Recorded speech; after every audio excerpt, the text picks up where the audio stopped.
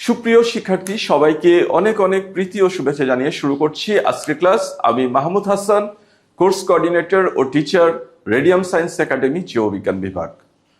সুপ্রিয় শিক্ষার্থী, আমরা আগের ক্লাসে দেখেছিলাম মেন্ডেলের প্রথম সূত্রের ব্যতিক্রম, অসম্পূর্ণ প্রকটতা। অসম্পূর্ণ প্রকটতার একটা প্রশ্ন খুবই কমন, যে প্রশ্নটা হলো F1 জনুতে লাল এবং সাদার মাঝামাঝি গোলাপি বর্ণ আত্মপ্রকাশের কারণ কি। এবং তার সাথে রিলেটেড আরেকটা প্রশ্ন দেখো, F2 জনুর ফলাফল চেকার বোর্ডের মাধ্যমে দেখাও। আমরা পরীক্ষাতে অনেকবার এই ধরনের প্রশ্ন পেয়েছি, এই প্যাটার্নের প্রশ্ন পেয়েছি।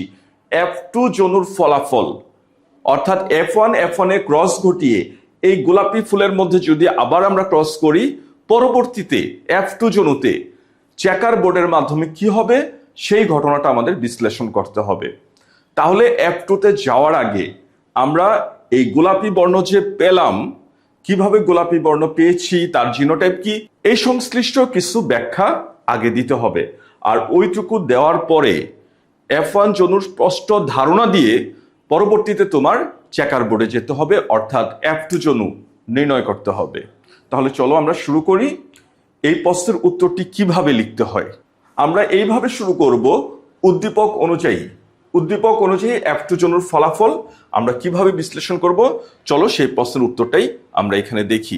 আমরা প্রথম যে কাজটি করব, প্রথম যে কথাগুলো লিখব, তা হলো আমরা এইভাবে লিখব, এক্ষেত্রে লাল ও সাদা ফুলের গাছে ক্রস ঘটিয়ে সকল উদ্ভিদ পাওয়া যায় গোলাপি ফুল বিশিষ্ট। সকল উদ্ভিদ পাওয়া যায় গোলাপি ফুল বিশিষ্ট। ধরা যাক লাল বর্ণের জন্য দায়ী জিন, ফুলের লাল বর্ণের ক্যাপিটাল আর এবং সাদা বর্ণের জন্য দায়ী জিন স্মল আর। সুতরাং লাল ও সাদা বর্ণের জন্য দায়ী জিনের জিনোটাইপ যথাক্রমে ক্যাপিটাল আর ও স্মল আর। তাহলে প্রিয় শিক্ষার্থী, আমরা কিন্তু এই অংশ আগের পরীক্ষাতেই দেখেছি, অর্থাৎ আমরা আগে যা পেলাম তা সামারাইজ করে এই অংশটি লিখে নিলাম। এবং আরো আছে যে আমরা পরবর্তীতে কি পেলাম, এখান থেকে গোলাপি বর্ণের ফুল আত্মপ্রকাশ করেছে এটা দেখতে পেলাম, এবং যার জিনোটাইপ হবে ক্যাপিটাল আর স্মল আর। এই কথাগুলো আমরা লিখে নিব। তাহলে কি বললাম, তাদের মিলনে অর্থাৎ এই পিতৃ এবং মাতৃ উদ্ভিদ যাদের জিনোটাইপ ছিল ক্যাপিটাল আর ও স্মল আর, তাদের মিলনে F1 জনুতে সকল ফুলই হবে গোলাপি বর্ণের।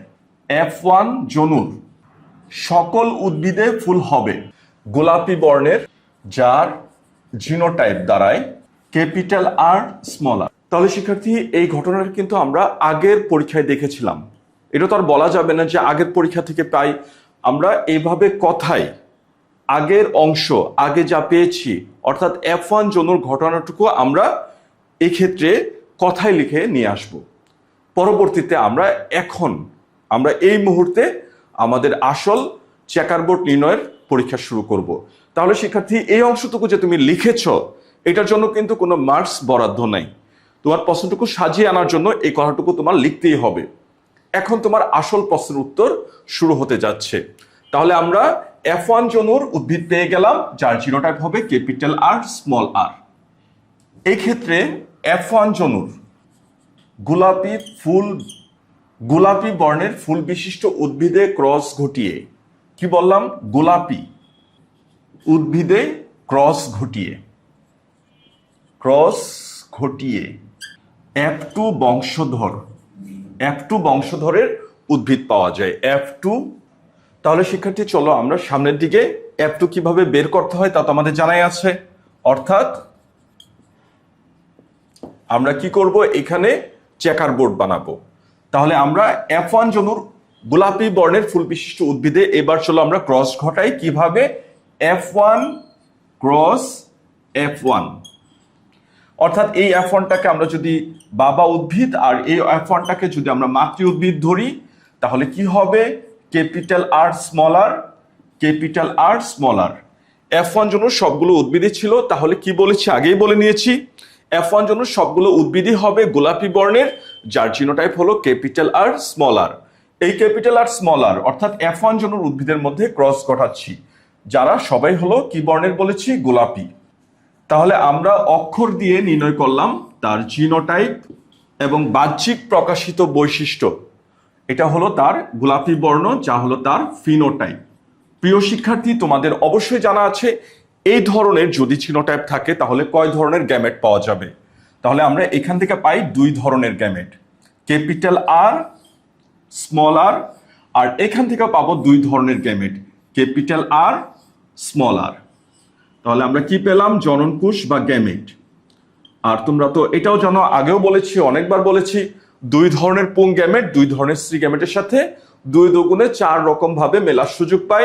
ফলে চেকার বোর্ডে আমরা এখন নির্ণয় করব চেকার বোর্ড, আর চেকার বোর্ডে ঘর হবে 9টি। তাহলে চলো চেকার বোর্ডটি তৈরি করি। দেখো চেকার বোর্ডটি কিভাবে তৈরি করতে হবে। চেকার বোর্ডে ঘর হবে 9টি। তাহলে প্রিয় শিক্ষার্থী, চেকার বোর্ড আমরা তৈরি করে নিলাম, যার মধ্যে ঘর আছে কয়টি? 9টি। তাহলে আমাদের কি করতে হবে? আড়াআড়ি একটা তেসরা টান দিয়ে আমরা এক পাশে বাবা চিহ্ন দিব, এক পাশে চেকার বোর্ডে মা চিহ্ন দিব। এবং পরবর্তী কাজ তো তোমাদের জানাই আছে, আমরা গ্যামেটগুলো বসাবো, ক্যাপিটাল আর স্মল আর।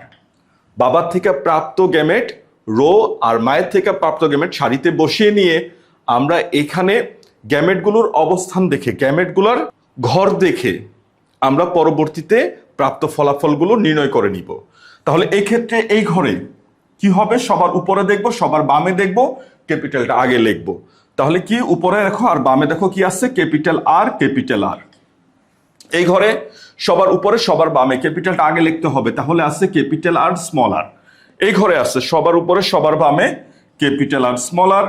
আর এই ঘরে আছে, লেখো, লক্ষ্য করো, সবার উপরে সবার বামে 2 ক্ষেত্রে আছে স্মল আর। আর আমরা জানি ক্যাপিটাল আর কি হয়? এই ক্ষেত্রে হবে লাল বর্ণ।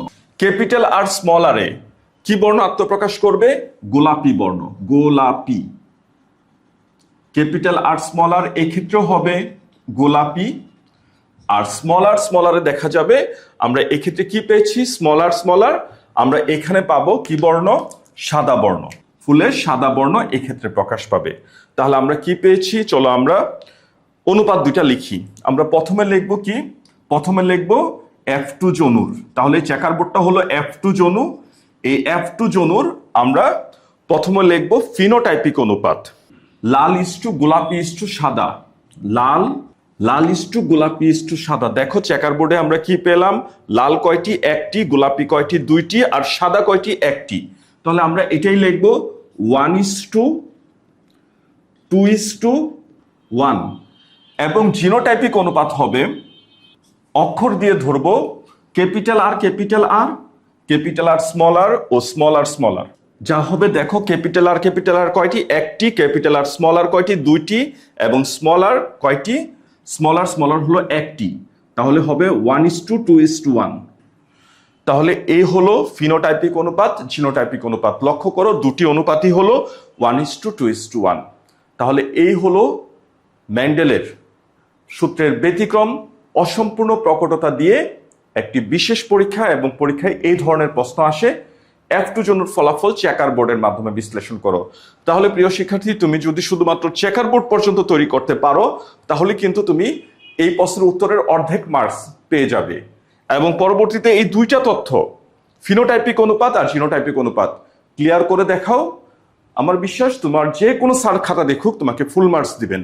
এইটুকুই হলো প্রশ্নের উত্তর। তাহলে এইটা যদি পরীক্ষায় আসে, ম্যাক্সিমাম স্টুডেন্টই দেখা যায় কতটুক লিখতে হবে, কি লিখতে হবে এটাই জানে না।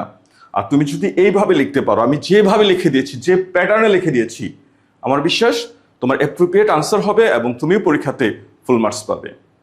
তাহলে সাথে থাকার জন্য এবং ক্লাসটি মনোযোগ দিয়ে দেখার জন্য সবাইকে অনেক ধন্যবাদ। কথা দিচ্ছি খুব শিগগিরই আবার নতুন একটি ক্লাস নিয়ে হাজির হব। সেই পর্যন্ত সবাই ভালো থেকো, সুস্থ থেকো। ধন্যবাদ সবাইকে।